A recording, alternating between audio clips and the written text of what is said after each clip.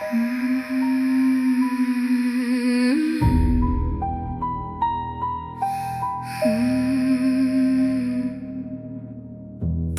up a chair and dim the light. Leave your worries at the door tonight. No need to whisper, no need to hide. We're all chasing shadows side by side. Southern moon and candle flame. Every ghost has another name. Haunted halls and forgotten dreams. Nothing's ever quite what it seems. Old photographs and dusty frames. Everybody's got stories they can't explain. Somewhere in the quiet between heartbeats, wonder waits for those who see. Did you hear it? Did you see? Tell me what you believe. Was it fate? Was it fear? Or something drawing you near? Curiosity after dark, where we wander through the strange. Every question leaves a mark. Nothing ever stays the same. Ghost stories under midnight skies. Old legends pass through lullabies. Take my hand and lose the fear. Wonder's always welcome here. Curiosity after dark, where restless hearts belong. Searching shadows for a spark, finding wonder in the unknown.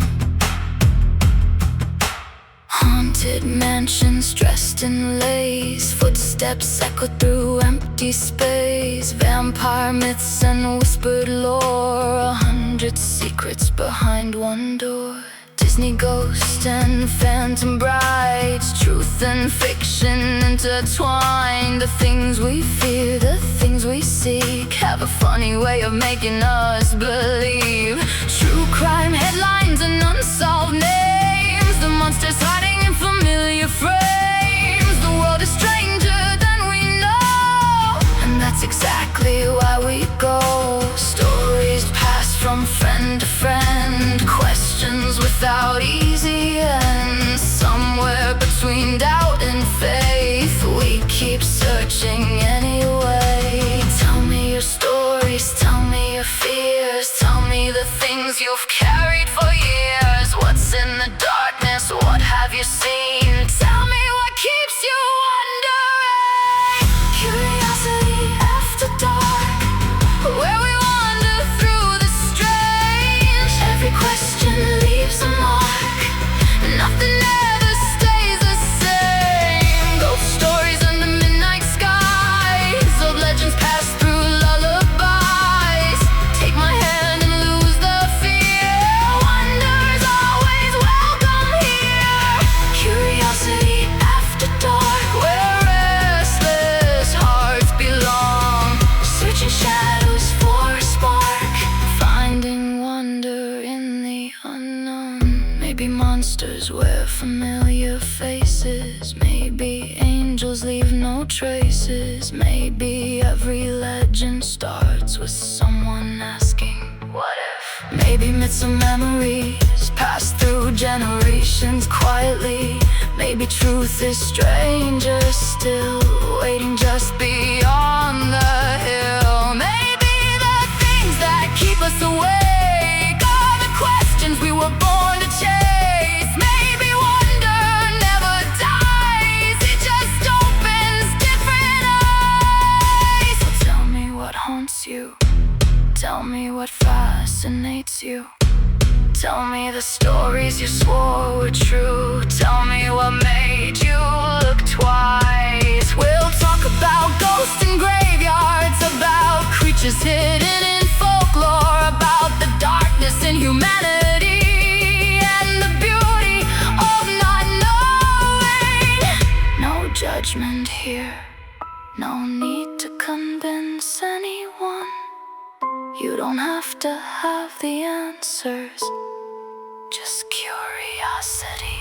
Curiosity after dark, where we wander through the strange. Every question leaves a mark. Nothing ever stays the same. Ghost stories under midnight skies. The legends pass through lullabies.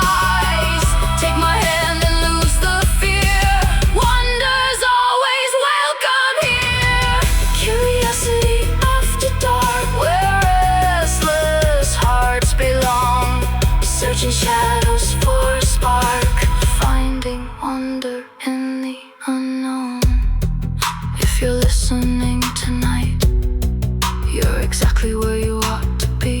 Beneath the moon and among the stars, there's room here for mystery.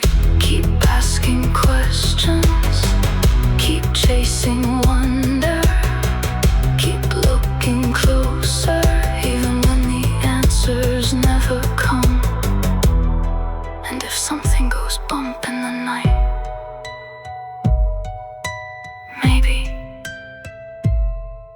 it's just another story waiting to be told. Welcome to Curiosity After Dark.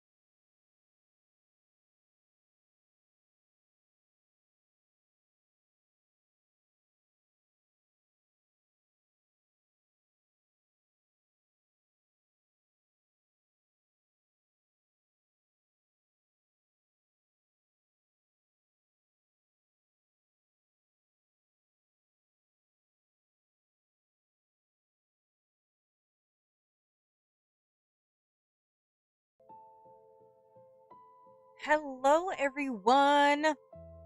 All right, so good evening, everyone, and welcome back to Curiosity After Dark. Every culture has its monsters. Some fear creatures that lurk beneath the water, others tell stories of ghosts wandering forgotten battlefields and spirits haunting ancient forests. But few monsters have endured quite like the werewolf. For thousands of years, people have claimed to see them. Entire villages believed they were real.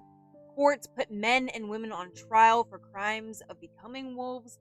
And unlike many legends we've covered, the werewolf isn't just a monster story. It's a story about humanity itself. Tonight, we're going to follow the evidence wherever it leads. We'll look at the oldest surviving stories, examine what historians know, separate mythology from documented history, and explore how science and psychology may explain one of the world's oldest legends. But that doesn't mean we're here to ruin the mystery. Quite the opposite. Sometimes understanding where a legend comes from makes it even more fascinating. So tonight, we're going to ask one simple question. Where did the werewolf come from? Let's look at the very beginning. Not in medieval Europe, not in Romania, not Germany. We're going back more than 4,000 years to the birthplace of civilization itself. Now, if I ask people where the werewolf legend began, I'd probably hear the same answers. Germany, France, England, somewhere surrounded by dark forests, castles, and villages hidden in the fog. It certainly feels like that where that story belongs, right? But history tells us something very different. Our journey begins in, wouldn't you know it, Mesopotamia. So like we've previously discussed about Mesopotamia, it's located between two great rivers, known as the Tigris and the Euphrates. These rivers flow into what is now modern-day Iraq. Historians often call Mesopotamia the cradle of civilization because this is where humans built some of the first cities, developed one of the earliest writing systems, and recorded some of humanity's oldest surviving stories. One of these stories is the Epic of Gilgamesh. Now, the Epic of Gilgamesh dates to roughly 2100 BC, making it one of the oldest surviving works of literature in the world. Now, this isn't a history book. It's an epic poem, meaning it's a work of mythology and storytelling. But just because it's mythology doesn't mean it isn't valuable. Ancient myths often reveal what people feared, respected, and believed about the world around them. According to the Epic of Gilgamesh, there is a powerful goddess named Ishtar. Ishtar was the goddess of love, beauty, fertility, and war. Those seem like an odd combination today, but to the Mesopotamians, she represented both the power to create life and the power to destroy it. In one section of the epic, Gilgamesh refuses Ishtar's advances and lists the unfortunate fates of her previous lovers. One of these lovers, according to the poem, was transformed into a wolf. The story tells us that after the transformation, the man's own shepherds drove him away, and even his hunting dogs turned against him. Notice something interesting. The transformation isn't presented as a superpower, it's a punishment. The greatest tragedy isn't that he becomes stronger, it's that he loses everything that made him human. His place in society, his friends, his companions, his identity. There's a theme we're going to see again and again tonight. The earliest werewolf stories weren't about becoming a monster. It was about you losing your humanity. Gosh, I couldn't say that right. Several centuries later, another civilization would take the idea of a man becoming a wolf and shape it into the legend we still recognize today, ancient Greece. Our best known written version of the story comes from the Roman poet Ovid. In his epic poem Metamorphoses, written around AD 8. Ovid was preserving Greek mythology that had been passed down for generations before him. According to the poet, there was a king named Lycaon who ruled the rugged Greek region of Arcadia. Ancient writers described Arcadia as wild country, thick forests, steep mountains, and plenty of wolves. It is the perfect setting for stories where civilization met the untamed wilderness. According to Ovid, Zeus disguised himself as an ordinary traveler and visited Lycaon's palace after hearing rumors that the king was cruel. Lycaon wasn't convinced that the visitor was truly a god, so he decided to test him.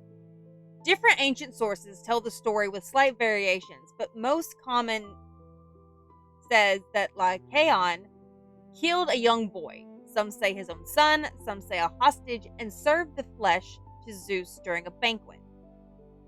If the visitor truly was the king of the gods, as Lycaon believed, he would know. He did. Zeus immediately recognized the deception. Enraged, he destroyed Lycaon's palace with a thunderbolt and transformed the king into a wolf.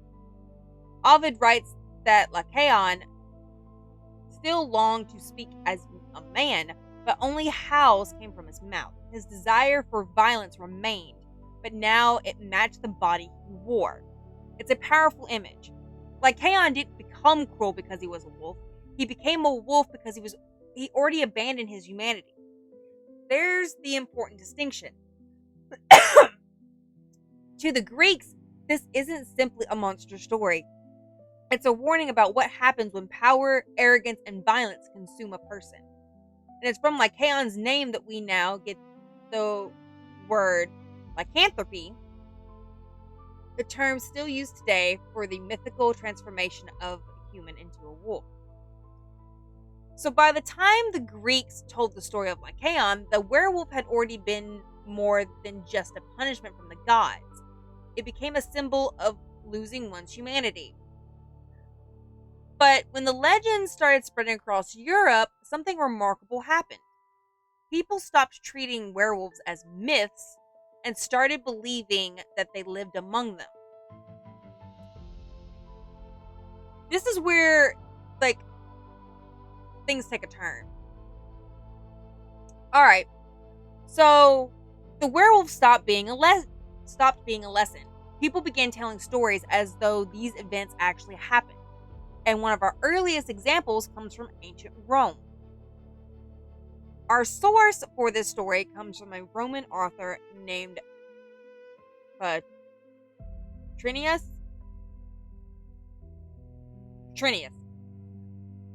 Trinius lived during the 1st century AD and wrote a satirical novel called bear with me, guys. Satyricon. I can't pronounce words today. Satyricon. Now, before I tell the story, it's important to understand what kind of source this is. The Satyricon is fiction. It is not a history book or a court record, but historians use it and study it because it gives us a glimpse into what ordinary Romans found believable, entertaining, and frightening. Think of it like this way. If someone wrote a horror novel about ghosts today, historians 2,000 years from now probably wouldn't assume that ghosts were real, but they would learn that people in the 21st century were fascinated by ghost stories. I mean, we are. That's the whole reason why I started this podcast. Anyway, the same idea applies here. In one scene, a man recalls traveling at night with a soldier. As they approached a cemetery, the soldier suddenly stopped walking. Without saying much, he quietly removed all of his clothing and carefully laid it on the ground. Then he did something even stranger. He walked in a circle around the clothes. According to the story, the clothes turned to stone. Moments later, the soldier let out a howl and transformed into a wolf. The witness watched as the wolf disappeared into the darkness. Terrified, he eventually continued his journey until he reached a nearby farmhouse. The people inside were in a complete panic. A wolf had just attacked their livestock during the night. One of the servants had managed to stab the animal in the neck before it escaped. The next morning, the traveler returned home, and there, lying in bed, was a soldier receiving treatment from a wound in his neck. Now, did this really happen? Almost certainly not. But that's not why historians find this story so fascinating. It's important in how it's told. It's not presented as an ancient myth involving gods. It's presented like an eyewitness account. It's the ancient Roman version of my cousin's friend or my friend's cousin swears this happened. The shift is important because it marks one of the earliest surviving examples of a werewolf story being told as though it was a real event. By the time the Roman Empire began expanding across Europe, wolves were everywhere. And unlike today, people encountered them regularly. Modern estimates suggest that wolves once ranged across all of Europe. They hunted deer, wild boar, elk, and occasionally livestock. For farmers, losing even one sheep or cow could mean the difference between surviving the winter or starving. So wolves weren't simply scary animals. They represented a real danger. And here's something I found interesting while researching this episode. Not every culture hated wolves. Some admired them. And for those people, we go into Scandinavia. Some warriors wanted to become like them. Much of what we know comes from the Norse saga, stories written down in medieval Iceland that preserved older Viking traditions. Like Greek mythology, these aren't straightforward history books, but they are valuable cultural sources. Among the most famous Viking warriors were the berserkers. Now, I'm sure you've heard that word before. Today, when someone says a person went berserk, they mean they completely lost control. That expression actually comes from these warriors. Ancient accounts describe berserkers fighting with incredible intensity. Some ignored wounds that should have stopped them. Others were said to feel no fear at all. But then there was another group that was even more relevant to tonight's topic. They were called Uthanar. The name roughly translates to wolf coats. I probably butchered that, so forgive me, y'all. According to Norse tradition, these elite warriors wore wolf pelts into battle. They howled, they intimidated their enemies, and they sought to channel the spirit of the wolf itself. Now, did they literally believe that they transferred into wolves? Historians aren't entirely sure. Some scholars think the wolf pelts were purely symbolic. Others suggest religious rituals helped the warriors enter an altered mental state before battle. There have been theories involving certain plants or mushrooms, but there isn't enough evidence for historians to say that with confidence. So rather than presenting these ideas as fact, we can answer simply as we don't know. What we do know is that the wolf represented strength, loyalty, endurance, and fearlessness. These weren't monsters. These were warriors trying to embody the qualities of one of nature's greatest predators. So now, at the end of the ancient world, the werewolf legend has become something entirely different. In Mesopotamia, it was divine punishment. In Greece, it was a moral lesson. In Rome, it was told as an eyewitness account. And then among the Vikings, the wolf became something worth admiration. Sorry, my Steam Deck just cut off. But in this next little section, it's going to be the darkest of them all, because during the Middle Ages, people stopped telling werewolf stories around the fire. They started accusing their neighbors of being werewolves. And these accusations would end in torture, trials, and executions. So up until this point, we've explored myths and lessons, and these stories are meant to entertain. And just like I explained in the vampires episode, some of these stories were meant to explain the world before science could. But now we're entering the chapter of history where myth and reality kind of blur. Because during this time, they didn't ask whether werewolves existed. They asked, who is the werewolf? And that simple question cost innocent people their lives. To understand why Europe experienced werewolf trials, we first have to understand what life was actually like. Imagine living in a small village sometime during the 1500s. There are no streetlights, there's no police officers, there's no forensic investigators, there's no emergency medical services. Once the sun goes down, darkness takes over. Outside your village were miles of dense forests, and living inside these forests were wolves, real wolves. Modern historians remind us that wolves were a genuine concern throughout much of medieval Europe. While attacks on people were uncommon, they did happen, particularly during times of famine, harsh winters, or outbreaks of disease that disrupted natural prey. Now imagine waking up one morning to discover several of your sheep have been torn apart, or a child has gone missing, or a traveler never returns home. Today, we'd call wildlife officers, or the police. Back then, people searched for answers using the knowledge that they had, and sometimes those answers were terrifying. As Christianity spread through Europe, many older folk beliefs didn't disappear. Instead, they started blending together. According to historian Ronald Hutton, medieval Europe often mixed old pagan traditions with Christian beliefs about sin, demons, and the devil. Now, it's important to make something very clear. The Bible never says human beings can become werewolves. That idea came from folklore, not scripture. But many medieval Europeans believed that if witches can make pacts with the devil, perhaps werewolves could too.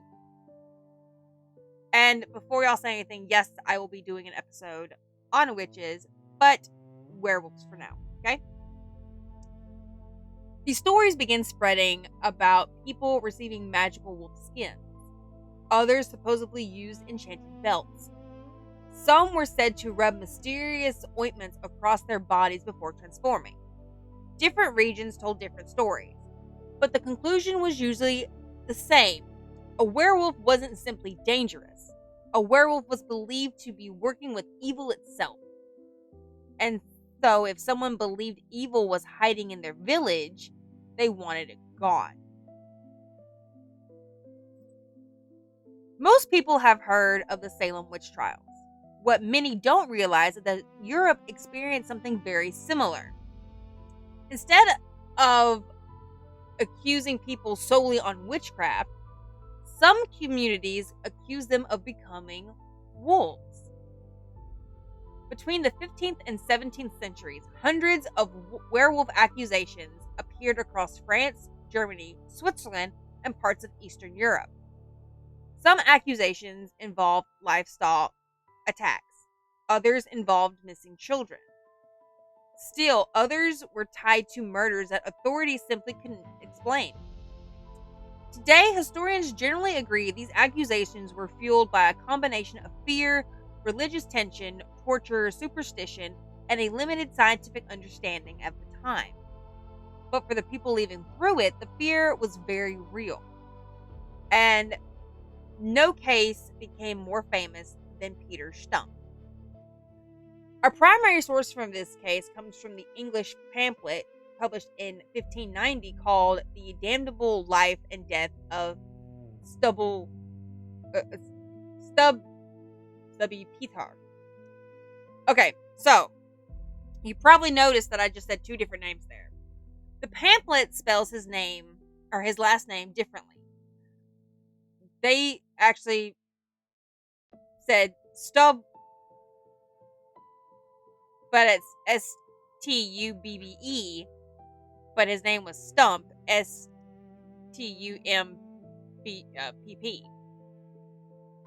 And that was completely normal for the 16th century. The standardized spelling didn't simply exist yet. You just had to hear how he pronounced his name.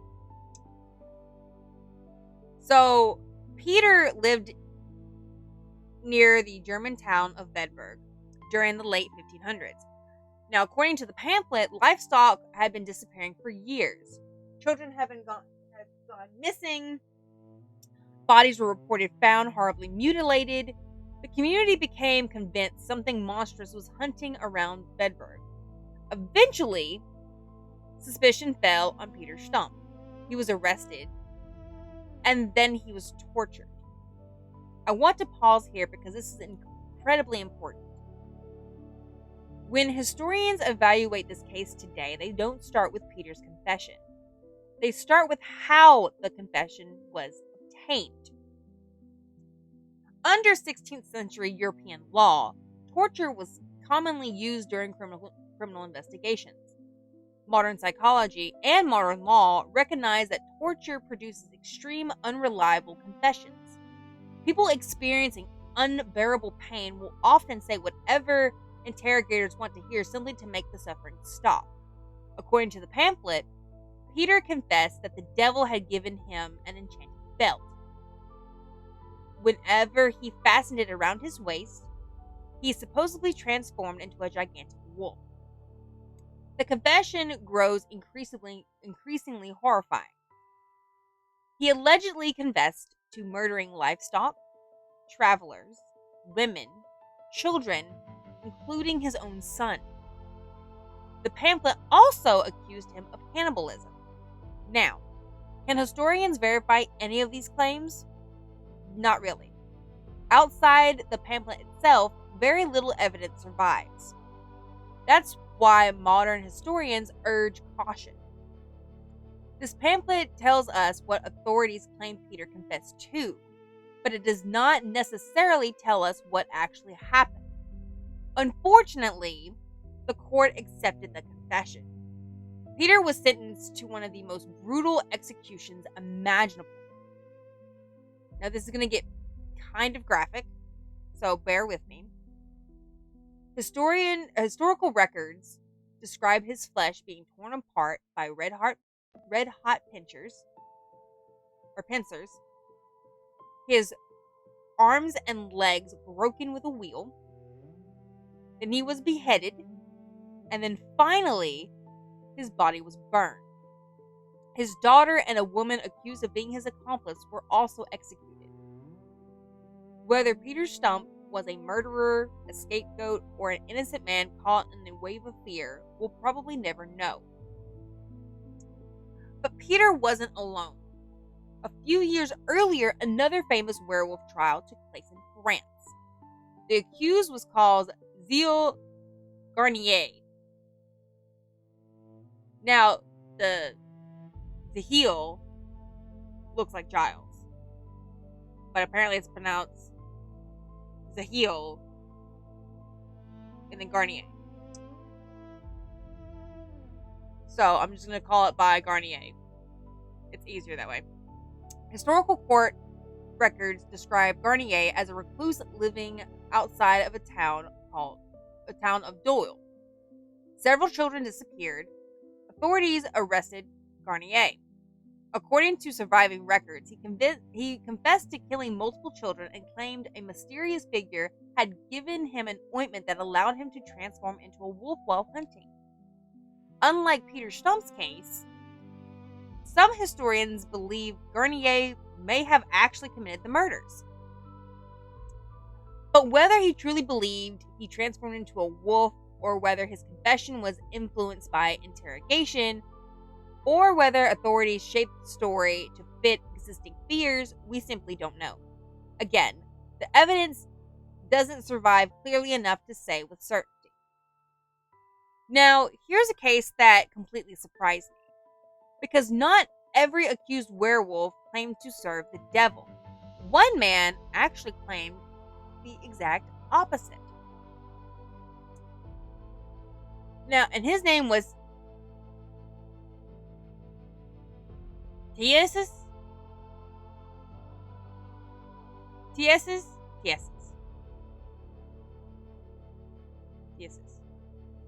Either way, Tiesis lived in what is now Latvia. Latvia. I can't pronounce these to save my life. I am a Southern girl and I don't know any of these, so I apologize way in advance. And I apologize for previous stuff. Alright, so during his trial in 1692, officials expected him to confess to serving Satan. Instead, he calmly told the court that yes, he was a werewolf, but werewolves weren't servants of the devil. According to him, they were the hounds of God. He claimed that 3 times each year, werewolves descended into hell itself. There, they battled witches and demons to recover grain, livestock, and blessings stolen from humanity. If they won, the harvest would be good. If they lost, famine would follow. Now imagine being the judges hearing this. They're expecting a confession to devil worship. Instead, the accused insists that he's taking his life, or he's risking his life to save humanity. The court ultimately punishes him, not because they believe he was a werewolf, because they believed he was spreading superstition. His testimony remains one of the most strangest and most unique documents in European folklore because it completely turns the traditional werewolf story upside down. And looking back today, it's easy to dismiss these stories. But I think doing that would miss the bigger lesson. These weren't stupid people. They were people living in a world without modern medicine, without forensic science, without a clear understanding of mental illness, and without answers for many of the tragedies they experience. When people are frightened, they look for explanations. Sometimes these explanations are correct, and sometimes they are tragically wrong. So if fear, religion, and misunderstanding helped create the werewolf trials, could science explain the rest? So that's where we're headed next. All right. We'll discover that werewolves almost certainly don't exist, but there are real medical conditions that helped create the legend. All right. So now it's time to ask a different question. If werewolves never existed, why did so many people honestly believe they did? Science doesn't give us one simple answer. Instead, it gives us several possibilities. Some explain the physical appearance of the legendary werewolf. Some explain the behavior. And one condition is so unusual that doctors have documented patients who generally believe they were transforming into wolves. So let's start there. Medical condition we're about to discuss is clinical lycanthropy. Now, despite the name, this condition has absolutely nothing to do with someone physically transforming into a wolf. Instead, it's an extremely rare psychiatric syndrome in which a person sincerely believes they have become or in the process of becoming an animal, usually a wolf, but not always. According to case studies published in the medical journal History of Psychiatry, some patients have believed that they were transforming into dogs, cats, snakes, birds, even frogs. What's important is this: they're not pretending, they are not acting, and they're not trying to trick anyone. To them, this experience feels completely real. Some patients describe their teeth growing longer or feeling that their teeth are growing longer. Others insist that their hands are changing into paws. Some report feeling fur growing across their bodies, even when no physical changes are present. Doctors have documented patients walking on all fours, growling, howling, avoiding human food, and behaving exactly as they believed an animal would behave. Modern psychiatrists generally agree that clinical lycanthropy isn't its own mental illness. Instead, it's usually associated with another underlying condition, such as schizophrenia, bipolar disorder with psychotic features, severe depression with psychosis, or other certain neurological disorders. Now I need to pause here for a minute. Mental illness is not something to joke about. Y'all know me. I am all about mental illness, mental health, and that if you need help, I am all about you getting help. All right. Today, these people experiencing these conditions deserve medical care, compassion, and support. However, that's in today's world. Living in medieval Europe and imagining witnessing someone who truly believes they had become a wolf without psychology, without psychiatry, without modern medicine, how would you explain what you were seeing? So it's not difficult to understand how stories began. Our next condition affects the body rather than the mind. It's called hypertrichosis. Hypertrichosis is an extremely rare condition that causes excessive hair growth over parts, in some cases nearly all, of a person's body. According to the National Organization for Rare Disorders, only a very small number of congenital cases have ever been documented worldwide. Today, we understand that hypertrichosis is linked to genetics, but centuries ago, people had no idea why someone would be born covered in unusually thick hair. Instead, many believed these individuals were cursed, or blessed, or perhaps not entirely human. One of the best known historical examples was Petrus Gonsalvus.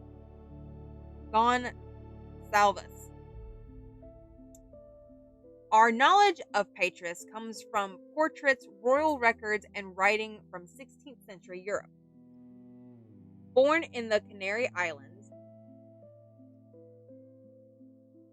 Petrus had hypertrichosis from birth.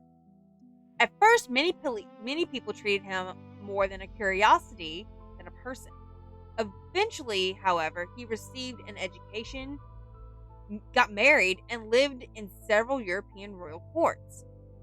Historians believe his life may have inspired elements of the fairy tale Beauty and the Beast. His story reminds us that people are often mistaken or have often mistaken rare medical conditions with something supernatural. Now let's talk about a disease that truly terrified people for thousands of years, and honestly still terrifies me: rabies. According to the Centers of Disease Control and Prevention, rabies is a viral disease that attacks the central nervous system.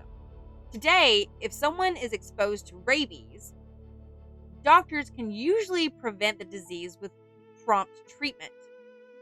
But before modern vaccines, rabies was almost always fatal, and the symptoms are frightening.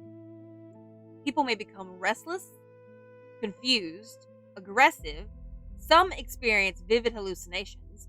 Others become unusually sensitive to light or sound.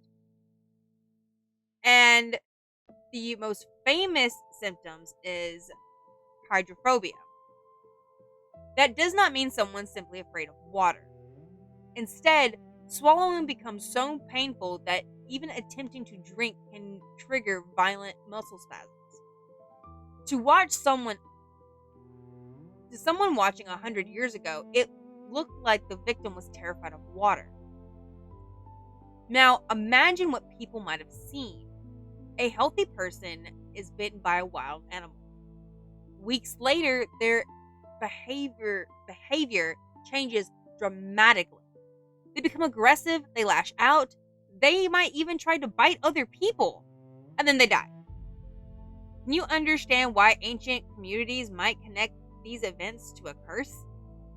Rabies doesn't explain every werewolf story, but many historians and medical researchers believe it may have reinforced existing folklore.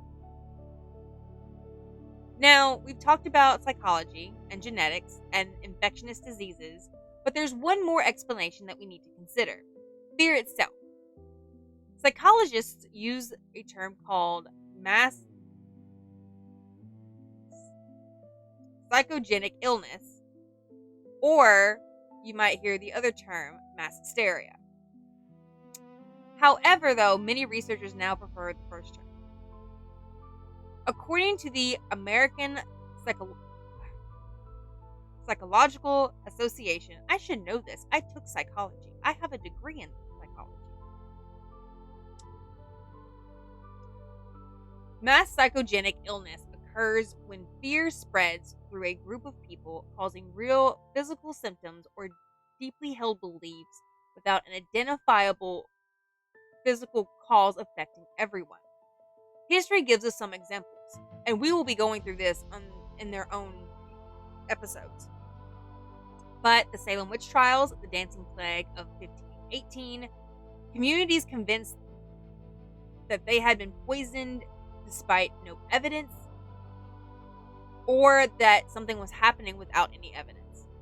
Now imagine a village, and you already know where this is going. So things end up disappearing. Livestock disappears. You're hearing wolves howling every night, and then a child goes missing, and then your neighbor starts acting strangely, and then someone whispers, "Oh, he might be a werewolf."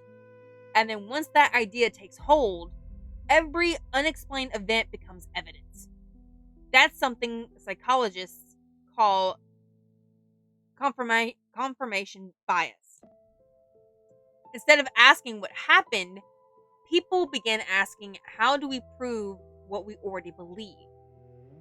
And as history has shown us, this is a very difficult question. Because confirmation bias can really force people to ignore real evidence and try to fit evidence into a spot where it doesn't belong. Like, it's like taking a puzzle piece and trying to jam it because you've lost the other piece, and trying to jam it just so you can say that you finished the puzzle, right? But the honest answer, really, for all of it is that there is no credible scientific evidence that human beings have ever physically transformed into wolves. But that's not the most interesting question. The most interesting question is this: why has nearly every culture created stories about people becoming animals? Why do these stories survive thousands of years? Why do they continue to appear in books, movies, television, video games? And the simple answer is this: because the werewolf isn't really about wolves at all. It's about us. And that's going to be kind of the theme when we're talking about mythical creatures like this. So, how we're going to end tonight is going to be the version of the werewolf that everyone listening to tonight knows best, right? Because almost everything we picture when we imagine a werewolf doesn't actually come from ancient mythology. It comes from Hollywood. And when I first said werewolf, I'm going to say that you've probably imagined a towering creature standing on two legs covered in thick fur, transforming beneath a full moon and only killable with a silver bullet. And the reason for that is Hollywood. The werewolf most of us recognize is surprisingly modern. Now, before we talk about movies, I want to point out something I found fascinating while researching. For thousands of years, there was no single wolf legend. According to folklorists like historian William de Belcourt, every region of Europe had its own version. Some believe werewolves became ordinary wolves. Others believed they looked exactly like humans until they transformed. Others thought they wore enchanted wolf skins. You had others that believed magic belts or ointments could cause the change. Some transformed willingly. Some had no control over it at all. There wasn't one official rulebook. So if you've ever wondered which version is real, the answer is none of them. Or maybe all of them. Folklore changes every time it's retold. The most single influential werewolf film in history is The Wolfman, produced by Universal Pictures and starring Lon Chaney Jr. The movie tells the story of Larry Talbot, who returns home after years away. While visiting a nearby village, he's attacked and bitten by a werewolf. Soon after, he begins experiencing strange blackouts. People are murdered, and eventually he realizes something horrifying. He's the killer. Now here's why this movie matters so much. It doesn't invent every piece of werewolf lore, but it combined older folklore into one version that audiences embraced. It also introduced one of the most important ideas in werewolf fiction. The werewolf isn't evil. He is tragic. Larry Talbot hated what he became. He fought the curse. He begged people to believe him. He tried to protect the people he loved. That idea changed everything. Instead of being simply a monster, the werewolf became someone you could pity. Somebody trapped inside their own body. Now let's clear up one of the biggest misconceptions about werewolves: silver bullets. Most people assume they've always been a part of the werewolf folklore, but that's actually not true. According to folklorists, silver occasionally appears in older European legends because silver was often associated with purity. But there's never been a universal belief that silver bullets could kill every werewolf. Hollywood popularized that idea. The same thing happened with the full moon. Early folklore linked transformations to different causes: magic, curses, religious punishments, wolf skins. The moon appeared in some traditions, but nowhere near as consistently as modern audiences believe. It was films like The Wolfman that permanently connected the full moon with the transformation. Today, when someone says werewolf, you almost automatically picture a full moon. That's the power of storytelling. Now, for decades, filmmakers struggled with one question: how do you convincingly show a human becoming a monster? Early movies relied on camera tricks. The actor would sit perfectly still while makeup artists added a little more hair in between each shot. As the film played continuously, it looked like hair magically appeared. Simple, but effective. Then, 1981 happened, and horror changed forever. An American Werewolf in London. According to interviews with the director John Landis and legendary makeup artist Rick Baker, they wanted audiences to feel every second of the transformation. So instead of hiding it, they showed it. The bones stretching, the fingers lengthening, the spine twisting, the face reshapes. The actor screams in pain throughout the entire sequence. It isn't magical. It looked agonizing. The practical effects were so groundbreaking that Rick Baker won the very first Academy Award for Best Makeup. More than 40 years later, filmmakers still point to that transformation as one of the greatest practical effect scenes ever created. Released the same year was The Howling. This movie took a different approach. Its werewolves were taller, more muscular, more animalistic. Longer snouts, glowing eyes, massive claws, and together, these two films created the image that most of us still picture today. But as movies and television evolved, so did the werewolf. It stopped being just a horror monster, it became something more complicated. In Underworld, one of my favorites, the Lycans aren't mindless beasts. They're intelligent, organized, capable of building civilizations and fighting wars. In Van Helsing, the werewolf becomes the only creature capable of killing Dracula. Instead of being the villain, it's humanity's greatest weapon. And then came Teen Wolf. Rather than focusing entirely on horror, the show uses lycanthropy as a metaphor for adolescence. Your body changes, your emotions become overwhelming, you're trying to understand who you're becoming. In many ways, the werewolf symbol becomes a symbol of growing up. Now, video games have also created some incredible interpretations. One of my favorites is The Elder Scrolls Skyrim. Players who join the Companions eventually learn something called Beast Blood. Some members embrace it as a blessing, others desperately search for a curse. The game constantly asks the same question ancient mythology asked thousands of years ago. Is power worth losing part of yourself? And then there's Witcher 3 Wild Hunt. Drawing heavily from Polish and Slavic folklore, the game's werewolves aren't simply evil monsters. Many are tragic figures trapped by curses they never wanted. Sometimes the human characters are far more monstrous than the creatures they're hunting. Finally, Bloodborne. This game replaces magic with disease. Instead of being cursed by a bite, people slowly transform into beasts because of corrupted blood. As they lose their humanity, they become increasingly violent. And if you're paying attention, this should sound familiar. It's incredibly close to some of our oldest werewolf stories. The transformation isn't really about becoming stronger. It's about losing yourself.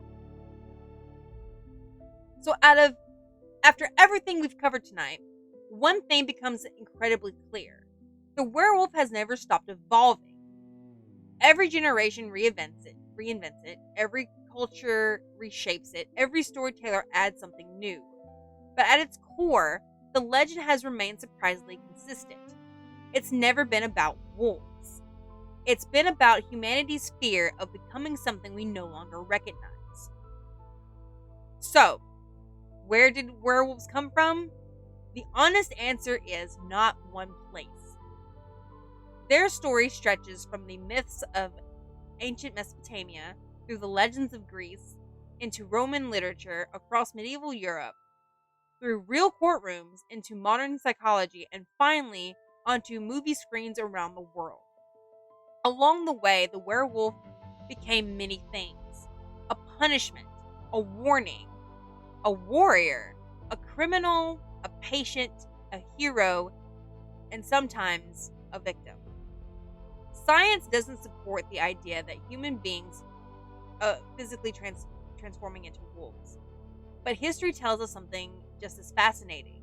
For thousands of years, people generally believed that they could, and maybe that's why the legend has survived. Because every generation understands what it's like to struggle with anger, with fear, with grief, with loss, or that feeling that part of ourselves is fighting against the person we want to be. The werewolf gives that struggle a face, not because the monster is there, but because throughout history, people have always feared the monster within. So, guys, thank you for joining me for another episode of Curiosity After Dark. And I think it's been absolutely great. Next week, we will follow the evidence wherever it leads once again. Until then, stay curious and good night, everyone. For all of the sources that I used tonight, you can look them up. They are on the internet. Now, there's one that's in the medical journals you may not be able to get.